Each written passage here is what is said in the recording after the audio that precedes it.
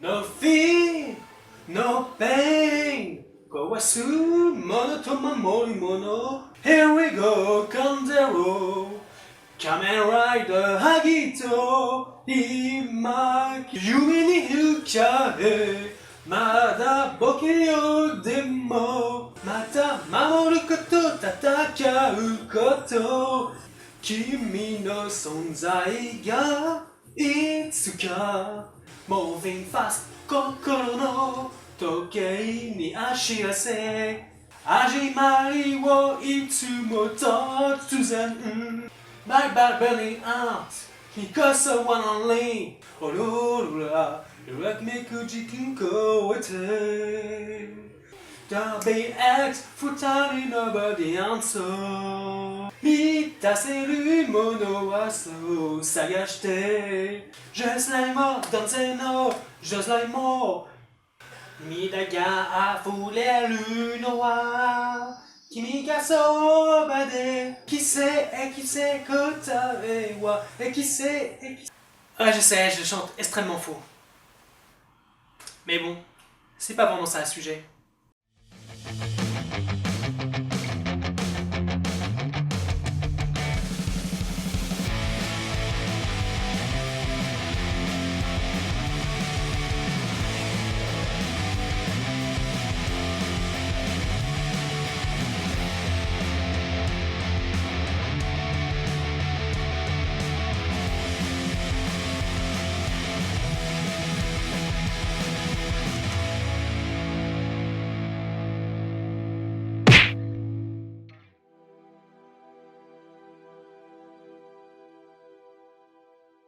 Les Kamen Riders, non, les Kamen Riders de l'ère Heisei. Je pense que je n'aurai jamais assez de mots pour les qualifier tellement ils représentent une part importante de ma vie geek, toku-fan. Non, il n'y aura jamais vraiment assez de mots. Mais en même temps, je crois que ça parle de lui-même.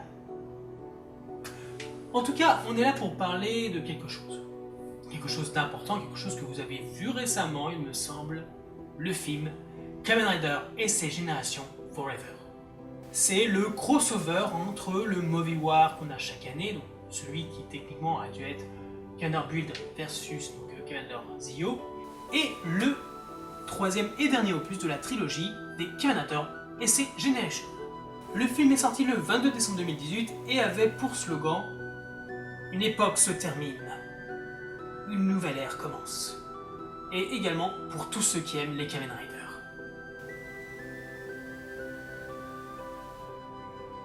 Donc en gros, ceux qui aiment pas, qui trouvent que ça ressemble plus à rien, qui crachent dessus, patati patata, blablabla, etc. Bah, on ne vous retient pas. Bye. Oh ça va, on déconne. Oh. Bref, à l'international, le film est sorti à Hong Kong le 14 mars 2019, à la fois en japonais sous-titré cantonais, mais également doublé cantonais. Dans l'Asie du Sud-Est, le film a été distribué par Purple Plan et a été projeté pour la première fois à Singapour le 23 mars 2019, puis en Indonésie ainsi qu'en Malaisie le 30 mars 2019. Mais il est également le premier film Kamen Rider à sortir en Chine, via le service de vidéo à la demande de Tencent Video qui a commencé le 8 mai 2019. Il a également été diffusé en cérémonie d'ouverture du Hangzhou Anime Festival le 2 mai au format numérique. Et pour finir en Thaïlande, Dex Limited Video a acheté les droits d'auteur pour doubler le film en thaïlandais à l'occasion de sa sortie en salle le 4 avril 2019. Donc grosse sortie sur les terres asiatiques qui marque bien qu'on est à la fin d'une époque, à la fin d'une ère. Oh mon dieu, faut pas que je commence à pleurer, excusez-moi. Niveau continuité et placement chronologique, il se situe entre les épisodes 12 et 13 de Kamen Zio. Et même s'il n'est pas véritablement le film crossover annuel de cette période, il se placerait entre le dernier épisode de Kamen Build et Kamen Build New World Kamen Crossover.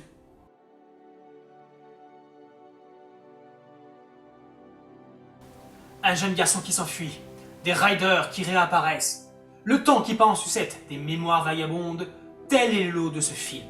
Et tout ça pendant qu'un puissant timejacker décide de ramener ses fesses dans notre présent, accompagné de deux Another Rider, donc Another Double et Another Deno, qu'il charge de retrouver et récupérer un jeune garçon du nom de Shingo.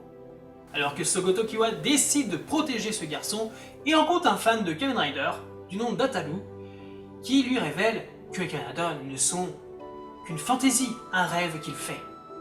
Mais pourquoi? Comment peut-il dire ça alors que il a des Riders devant lui?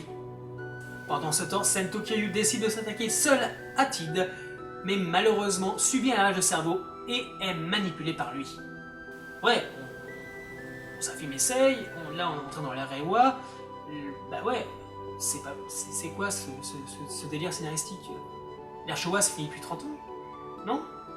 Une fois la lumière faite sur tous ces événements et nos héros regroupés, ils décident de se rendre aux montagnes Kurokaitake, lieu où se situe le tombeau du premier Kuga, pour affronter leur véritable ennemi. Mais quel est-il? Ou plutôt, qui est-il?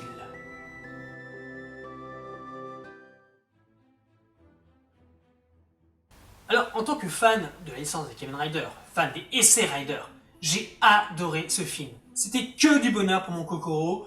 Alors, quand on découvre la chambre d'Atalu, ou encore quand tous les Riders réapparaissent quand on les appelle. Honnêtement, c'est purement de l'amour. Voilà, on pourrait en parler des heures, tellement j'ai aimé ce film, que vous pourriez aimer, parce que si vous avez même quoi dire, ah putain il a aimé le film, donc ça veut dire que je peux l'aimer. Voilà, on pourrait en parler des heures, dire à quel point on aime les Riders, les Essai Riders. Voilà, mais on n'est pas là pour ça, on est là pour dire ce qui va et ce qui ne va pas. Et croyez-moi, asseyez-vous, parce que ça va faire un peu mal, voire beaucoup. On s'entend bien, hein, toi, moi, ok, hein. J'ai aimé le film. Simplement, le film n'est pas exclu de multiples défauts que, personnellement, je ne peux pas excuser à ce stade de la franchise, mais surtout parce que ce film est censé être marquant.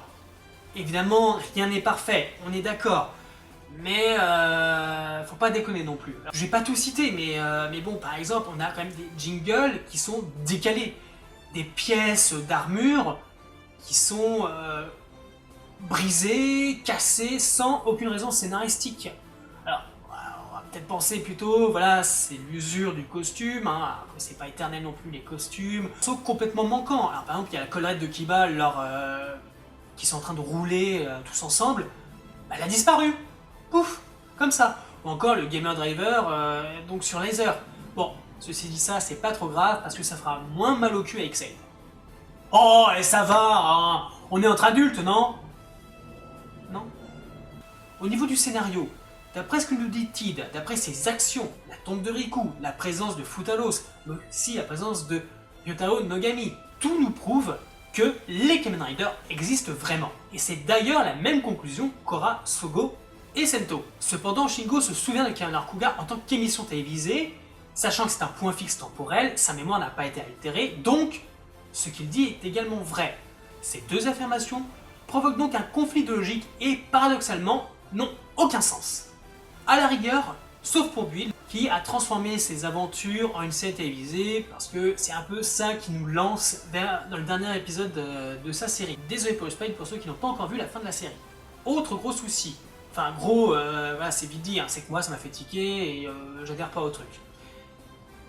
Shingo a 7 ans lorsqu'il s'est fait enlever.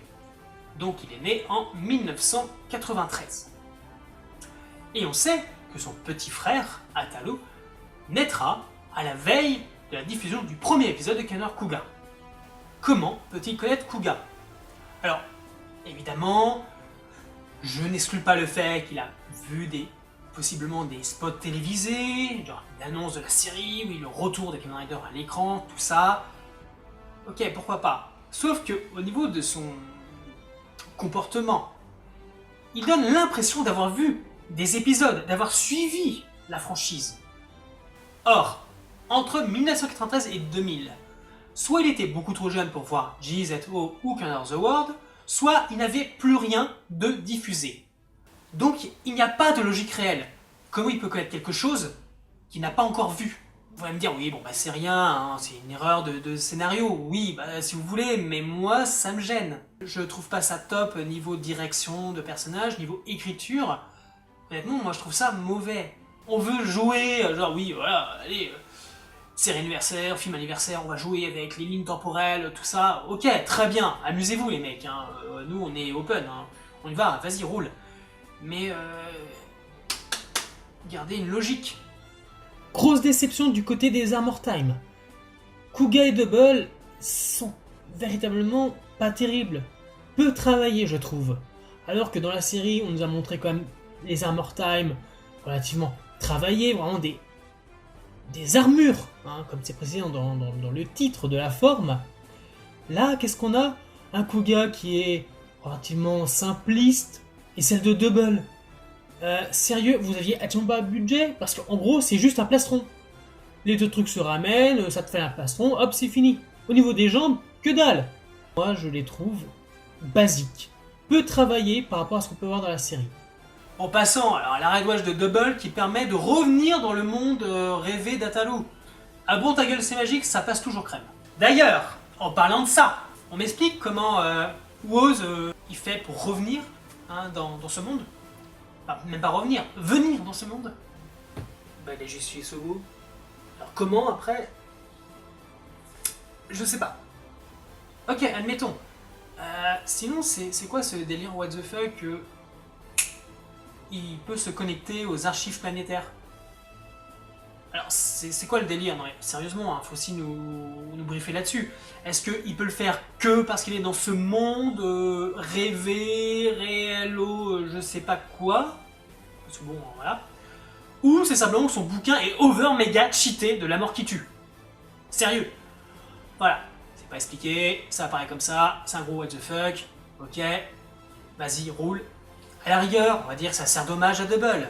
Les Another Rider, quant à eux, sont bien construits. Leur design est toujours aussi travaillé et recherché pour bel et bien proposer des versions perverties des héros. Encore une fois, rien à dire sur ces deux-là. Mais l'Another Kuga est différent. Passons sur le fait qu'il est le seul uniquement construit en FX et le seul géant. Sans parler aussi qu'il est le seul à avoir une version forme finale du Rider. Cet Another Kuga Ultimate Form sort comme ça pour devenir ce boss final qui ne peut être vaincu que par les 20 SC Riders. Sur le papier, c'est cool et c'est de grand spectacle, mais pourtant, ça sort indigeste et juste du bourrinisme exacerbé. Ça ne sert à rien. Alors évidemment, on s'inquiète pas, il y a de très bonnes choses. D'ailleurs, très bonne première chose, la présence de Sento et Ryuga, qui ajoutent de l'action et du sérieux donc à ce film. Si on avait laissé Sogo tout gérer, je pense pas qu'on serait allé bien loin. Mais ce n'est que mon avis. D'ailleurs, j'ai l'impression qu'il y a plus du build que du Zio. Et là, j'avoue, ça me déplaît absolument pas. Les références cachées ou non, qui sont parsemées un peu dans le film. Par exemple, quand Momotaro se transforme en Deno, apparaît et chante le générique donc de la série Canard Deno. C'est top. Ou encore, quand Sogo découvre le poteau rose, le lien qu'il y a entre Shingo et Ataru, on a ces images qui tournent, et là, clairement, c'est une référence quand Shinosuke trouvait la solution dans Canada Drive. C'est beau, c'est que du bonheur, c'est du respect, c'est de l'amour, quoi. Là, c'est des morceaux de ce film que j'adore, que... Waouh! Alors, évidemment, le plaisir de voir la collection d'Ataru dans sa chambre, tous ces objets de Kamen Rider, voilà, toute sa collection. On est un peu comme ça, quoi. On veut exposer, on veut montrer voilà, notre collection parce qu'on en est fiers. Et vous avez pu voir, il y en a pour des pépettes, hein, quand même, pour certains objets. Hein. Je pense qu'on a bavé hein, quand on était dans sa chambre. Hein. Oui, d'accord, on a bavé, au passé, arrête. Oui, arrête. Essuie-toi. Le retour de certains personnages, et surtout d'un personnage, on ne s'y attendait absolument pas, quoi. Méga surprise. Une surprise qui fait plaisir. Talo Nogami est là, is back. On va parler un peu du méchant également. Très bon méchant. Tid nous montre que certains jackers qu'on a dans le pantalon. Ça nous change vraiment par rapport au trio un peu low cost qui manque cruellement d'ambition dans toute la série. Il va loin quand même pour accomplir son but, la mission qu'il s'est fixée. Il a un vrai plan, c'est un vrai méchant, un bon, vrai méchant. J'adore. Kamen Rider qui semble avoir de nouveaux pouvoirs. Alors attention, à prendre avec des pincettes. Quand je dis avoir de nouveaux pouvoirs, voilà, ce n'est pas une certitude. Est-ce qu'ils les avaient dans la série et que je ne m'en souviens pas, ou ils ont obtenu d'autres trucs et là ils nous montrent le florilège. Donc par exemple, on va voir Agito qui crée un espèce de sabre laser avec sa main pour détruire ses ennemis. Ou Ibiki qui utilise le feu de l'Oni, enfin du démon, pour faire un rider kick. D'ailleurs, est-ce que Hibiki a déjà fait un rider kick? Kiba qui utilise les chaînes, les chaînes un peu ensanglantées pour battre aussi ses ennemis. Voilà, moi j'ai pas le souvenir hein, d'avoir vu ça dans les séries. Par contre, si vous avez ce souvenir, n'hésitez pas à me mettre dans les commentaires. Moi ça m'intéresse parce que bon, voilà, je n'ai pas la science infuse, je ne suis pas un singe savant.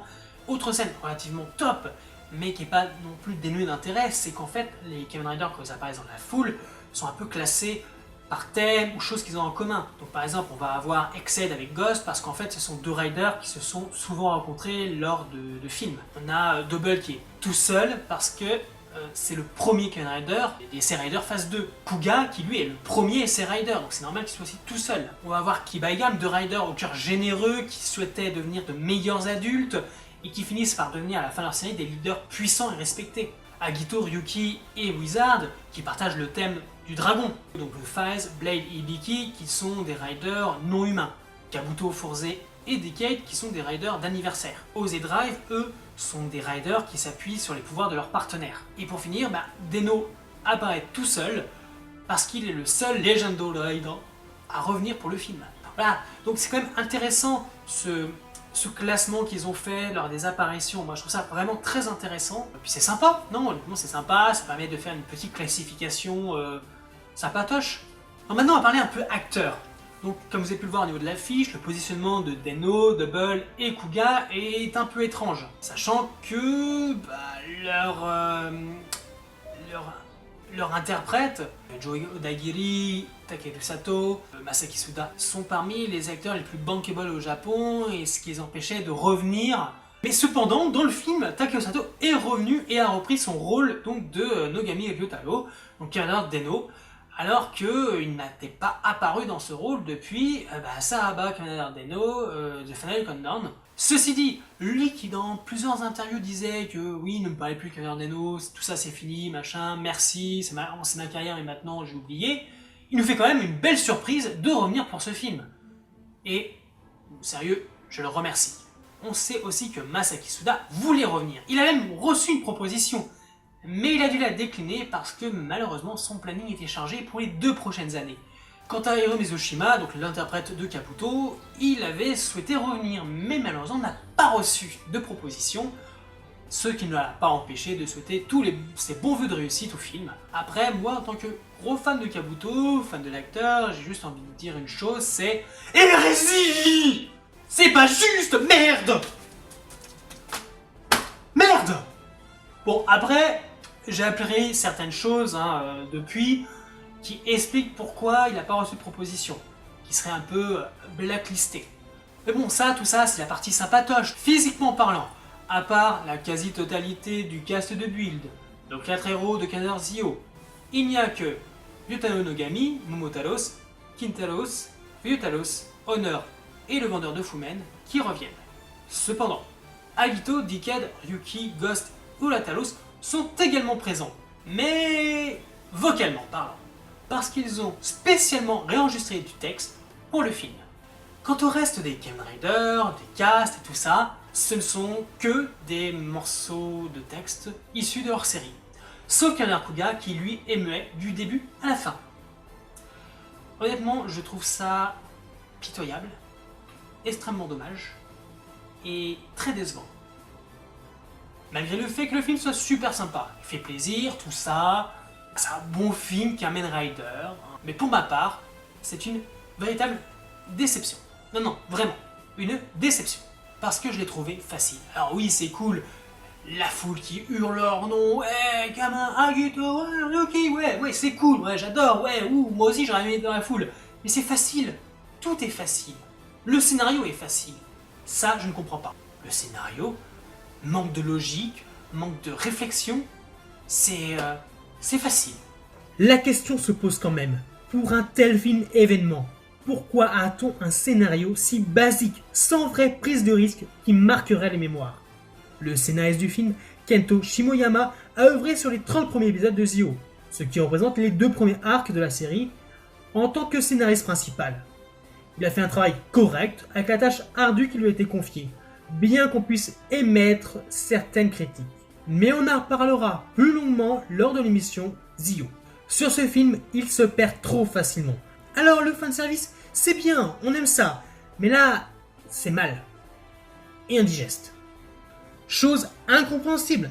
Yasuko Kobayashi, grand nom du scénario Tokusatsu, à qui on doit de véritables perles comme Denno, Amazon ou encore Garo Makasenki ou Onono Kokuin, était présente, mais on ne lui a confié que la supervision de la portion Denno. Pourquoi? Je ne dis pas qu'elle aurait forcément fait mieux, mais je trouve que c'est du gâchis, surtout qu'elle a l'expérience de l'écriture de ce genre de film, où ça pète de partout, où c'est du grand spectacle. Honnêtement, je ne comprends pas. Cependant, si on parle en termes d'action, le film en est bourré et est explosivement jouissif sur ce plan. Kyohei Yamaguchi a fait un super travail de réalisation, fluide et énergique comme on les aime, comme il le fallait. Ça pète de partout et met bien en valeur l'héroïsme de nos riders légendaires. Le film est censé être marquant, quoi. C'est censé être une claque que tu te prends dans la gueule pour dire, bah voilà, c'est fini. Chiale maintenant. Les Riders, c'est terminé. C'est quand même le dernier film Kamen Rider de la SAI. Le dernier film Essay Rider. Le dernier film crossover Essay Rider. Le film anniversaire des Essay Rider. On ne sent absolument pas le paroxysme de l'existence des Essay Rider. La fin d'une époque. La fin des Essay Rider, potentiellement. L'âge d'or des Kamen Rider. Tout ça n'existe pas. Alors vous allez me dire, bah non, mais c'est bien, ça permet de nous faire comprendre que c'est pas vraiment terminé, qu'on va les revoir.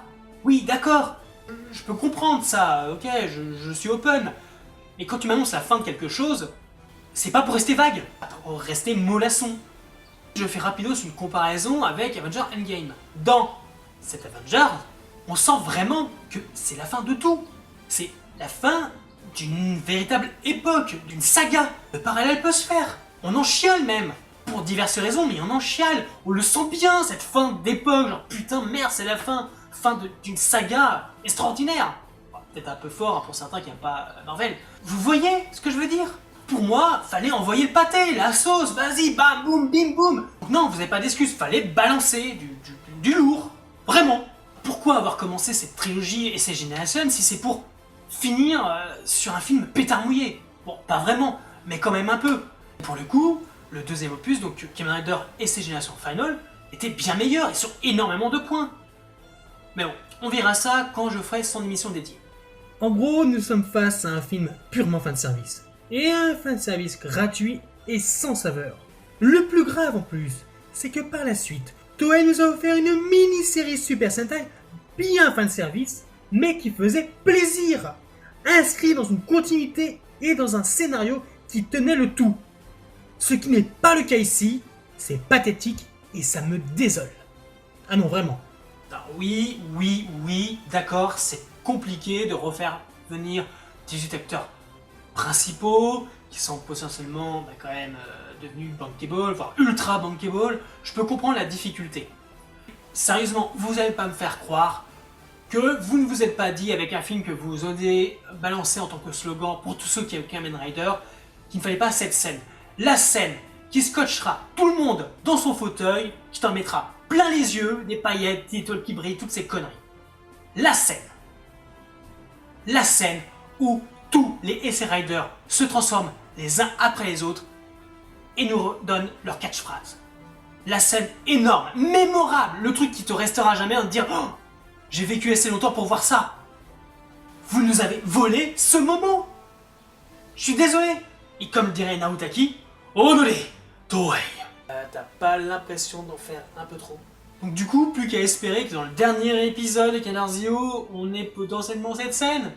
Oui, je sais, je rêve un peu éveillé, beaucoup, mais je garde espoir. Même si, avec Zio, l'espoir n'est pas trop permis. Bref, si vous aimez Kamen Rider, les Essay Riders, venez voir ce film qui est quand même relativement sympathique. Il est bourré de respect, d'amour, de nostalgie. Il fait plaisir aux fans. Mais, comme je vous le disais, moi, il m'a déçu. Je l'ai autant aimé qu'il m'a déçu. Parce que en tant que fervent admirateur, défenseur de Kamen Rider, bien moi j'étais chaud. J'étais vraiment chaud patate. Chaque information délivrée dans les articles d'Arnaud, chaque trailer que je regardais, moi la hype elle montait. J'étais au top, j'étais prêt à faire le grand saut. Me dire, ça y est, c'est la fin d'une époque, machin. Genre, ça va être tellement triste, on va chialer à mort. Et oui, les larmes me sont venues. mais pas forcément pour les bonnes raisons. Kamen Rider SA Génération Forever met en scène les 20 Legendary Riders de l'ère SA, et il est critique de voir que pour un tel événement, le film, contrairement à cette annonce, ce casting, n'est et ne restera jamais légendaire. Et vous, surtout, qu'est-ce que vous en avez pensé? Donnez-moi votre avis en commentaire. Aidez-moi à peut-être me faire changer d'avis, à m'aider à passer le cap pour arriver sereinement à l'ère Reiwa et Kamen Rider Zero One. J'attends vos retours avec grande impatience pour qu'on puisse échanger et on se retrouve dans une future vidéo. Alors, bye les Tokuvors!